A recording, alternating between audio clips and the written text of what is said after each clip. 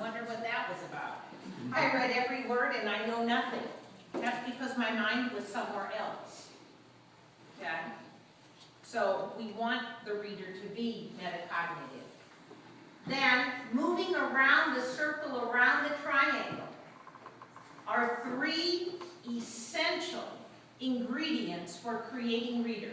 One is the role of the reader. What does the reader know about him or herself? Habits of mind are essential. How do I help the reader access prior knowledge? The situation in which reading takes place. I always like to share my daughter as an elementary K-6 teacher. She's taught 2nd, 3rd, and 6th grade. Okay? Her environment, because she had all full inclusion, and that's how they do it in the district where she is. She had two students with Asperger's. She had one student who was, I forget the label, it was more behavior than anything. Okay. And what she learned about working with those students is the desks that they had just did not work for all of them. So she got rid of them. She cut legs off the tables, and as a matter of fact, in the yellow book, there is a picture from her classroom, and she allowed the children to make the decision as to what was best for them. You know, her student who, is it page 62? Yeah, page 62. Her student who, I can't say what, I can't remember what, it doesn't matter. He just really struggled learning around other kids. So she allowed him to sit by himself. Not that he didn't do group things, but for reading and learning, sometimes he had his own spot. Okay. Some kids needed to sit on a ball. They just had that constant movement. So she had them on a ball by their desk. And so different environment, that's all part of the context, the situation in which reading takes place. And I think we really did a good job when we rewrote this section on context, because we really brought in a lot of different needs of kids. Kids who are a high attention deficit, they can't look at so much on a page. Sometimes it's just like, I don't know where to focus, okay? And then the third interactive reading ingredient is text. Structure, we talked about that. Is it narrative? Is it informative? And we know the Common Core is hitting informative really hard.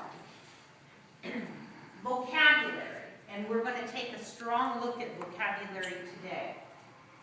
Format, and those are all the features within a book, or if it's in a book or digital. It doesn't matter, because we have both of them at our fingertips today. And paying close attention to all those visuals, the graphics, the maps, the illustrations, how it's organized on the book. And then the last is the readability piece. Okay.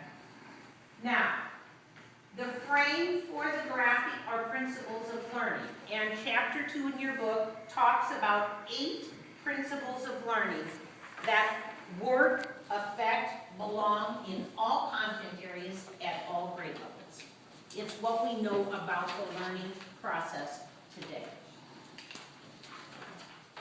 And so, and we have principles of learning outlined in both books, and my intention of that was, in the yellow book, the strategic reading book, all the connections are made to reading regarding the principles of learning.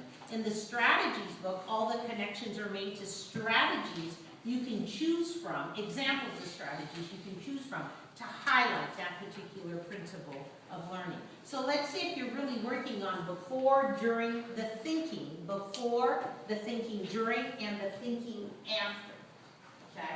That's a principle of learning that's huge. For a long time in literacy, in reading, especially in the content areas, we didn't do much about the thinking before or the thinking during. We just waited until the end with the questions at the end of the section. Well, by then the party's over, the light's out, it's way too late. we missed it. Okay? We know about the importance of before, the importance of during. And as you work on close reading today, that before, during is huge for close reading. Okay? So, principles of learning kind of organize it all together. And the backdrop are strategies. Thousands of strategies out there. And as teachers, you get to decide which is best for this situation.